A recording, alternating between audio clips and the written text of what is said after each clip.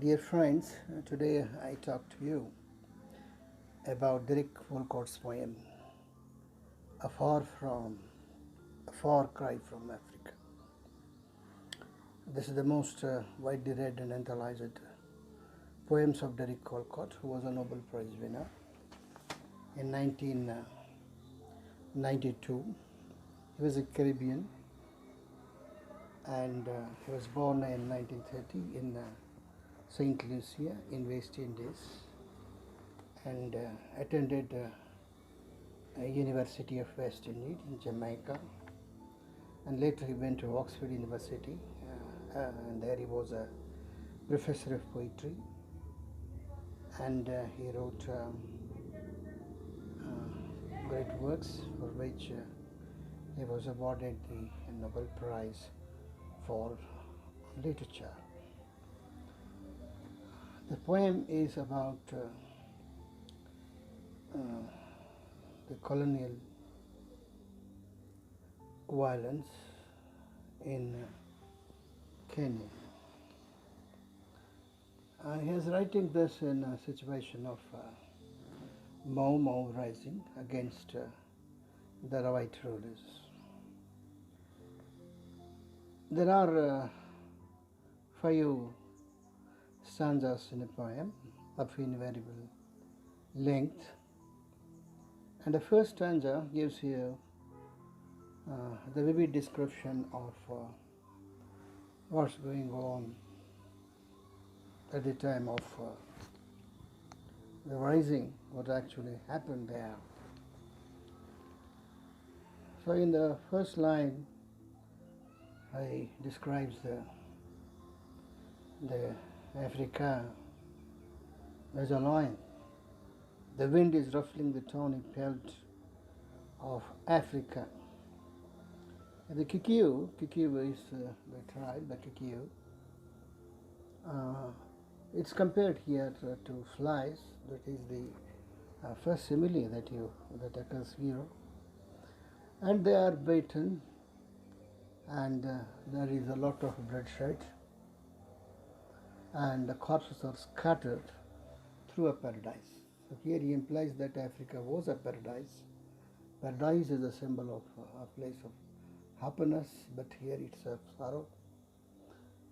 Its paradise is rather turned into a hell by the Britishers. And there is a colonel of carrion. Colonel of carrion is a metaphor. He's a colonel, but he's a carrion. Carrion is a prey bird, you know that. It's like vulture, and it has no mercy. It it eats the dead animal, the carcasses. Such a preying bird, the carrion of colonel of carrion. Still the worm refers to the natives. The natives are described as worms. Yeah. There was no compassion on the separate dead. Statistics justify the scholars says the silent features of colonial policy. And here at the end of the first stanza itself, he also implies that the white child is hacked in bed by the black men, black rebels. So there is the implication of the violence of mutually hacking each other. The white hacked the black people, and the black in rage hacked the white. So the next stanza, it takes you, he extends the imagery of violence and hell into the second stanza. Thrust out by the beaters, the long rushes broke in a white dust of ibises, whose cries have revealed since civilization's dawn. Here again, this imagery of praying birds will continue.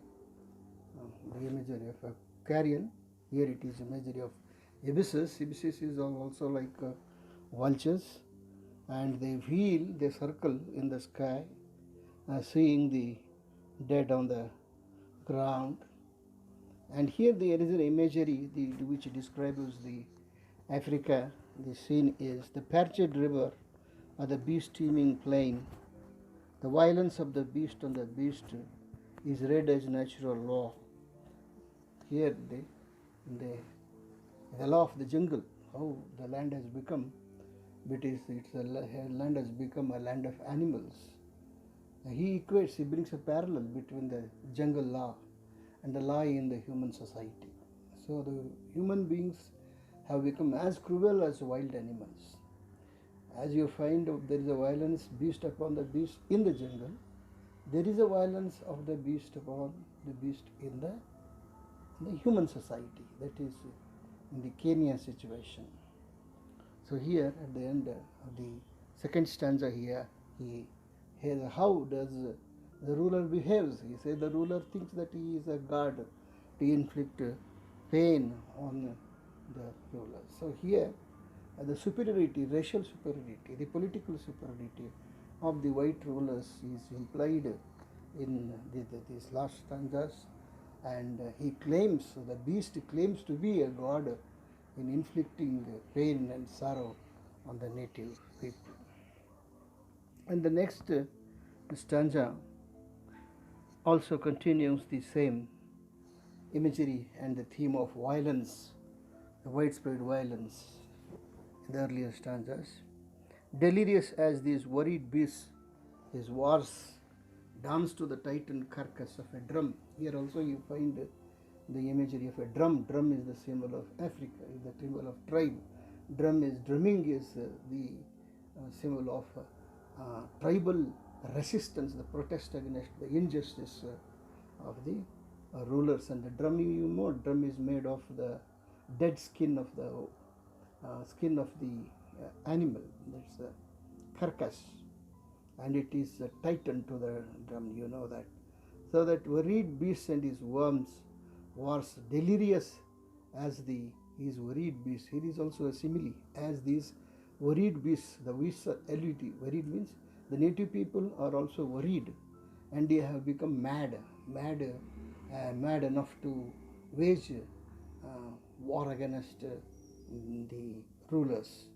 The dance to the titan carcass of a drum, while he calls courage still the native dread. There is a fear, at the same time there is a courage of physical courage of waging war against the rulers of the white peace contracted by the dead. So the war and peace, these two words are used as binary oppositions. The peace comes only after the war, like that. Here the white peace is an ironical expression of the British white rulers. So after these three stanzas, there is a turn, there is a shift in the tone and the voice of the poet. Again he tells you about how the natives, being enraged, protest against the violence inflicted on them by the white rulers, and they also become equally violent in the situation, and they also become brutes. Again the brutish necessity, again the people, the native people, again the brutish necessity wipes its hands, the bloody hands, blood smeared hands, upon the napkin of the dirty cause. Again a waste of our compassion as with him. Here again the word waste of compassion occurs. Compassion by the black towards the white. The earlier compassion was by the white towards the black. Again he contradicts the location and the structure of violence. The waste of compassion as with Spain. Here also is a simile, as it happens in the Spanish Civil War. Many the natives, the Spanish people, they waged war against the rulers, and they shed lot of bloodshed. And here they have this line ends with somewhat proverbial line. The guerrilla wrestles with the Superman. Here the Superman is the ruler. Guerrilla is the angry, animalistic native who is equally angry and equally brutish, and he has become equally violent against the violence and injustice imposed by the rulers. And here the last line brings you the dilemma of the poet, and it takes you to the Caribbean sources of culture, past, and history. The Caribbean past is a mixed past to which Derek Walcott himself belongs, and he is partly African and partly British, as it makes it clear in the last stanza that he is fathered by an Englishman and his mother is an African. He belongs to the both tradition, and himself is divided. This is called a hybridity in post-colonial terms. So there is his colonial past is a mixed past of the races, and himself he belongs to both. He cannot. There is a dilemma in his mind. He cannot withdraw. He cannot support. He can neither support the black nor he can support the white. And he describes that both are equally violent, equally brutish, and equally bloodthirsty. So he belongs to such a dreary past of the Africa. So I who am poisoned with the blood of both, where shall I turn divided to the vein? He said that the very vein in my body is divided. I have cursed, he says, and he has cursed his father, the English, the officer, the drunken officer of the British rule who fathered him, so who choose between Africa and the English tongue, whom to choose either Africa or the English language that he loved. Betray them both. Either he has to betray them or give them black.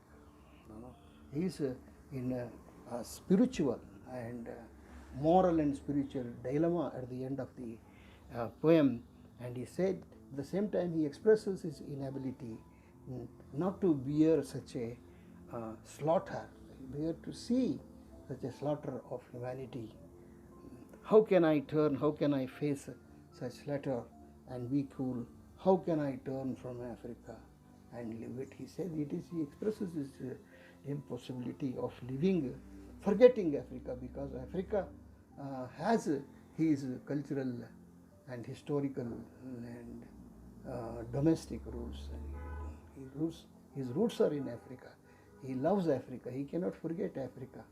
His mother is African, so his father is. So there is a dilemma in the mind of the poet that is expressed in the last line, and you find a dilemma at the end of the poem, but he find the poem humanistic in the sense that he expresses the sympathy for the situation.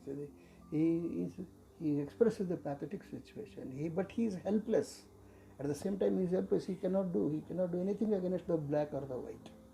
Now he is helpless, surely. At the same time, he cannot avoid being sympathetic to the dead, the Africans. So it is, in a sense, a humanistic poem. Of course, there are similes that I have pointed out. There is a metaphor that is the carrion, colonial carrion. Quick visualize the similes and metaphors in a poem, and it expresses the sorrow of that's hidden in the mind of the poet, and the violence is the theme of the poem. It is said that it is a far Africa, the far cry. Maybe it's far in the sense it is not very strong, not clearly heard by the people. That is the implication in the title, the far cry from Africa. The cry is from the Caribbean, that's Derek Walcott, and it is the cry moves towards Africa, bringing out the widespread violence. The spread in the Kenya is the native land, and it is, in a sense, it's a humanistic poem. It expresses the poet's love for the people, love and sympathy for the people, though he is helpless in taking any sides with any race. Thank you.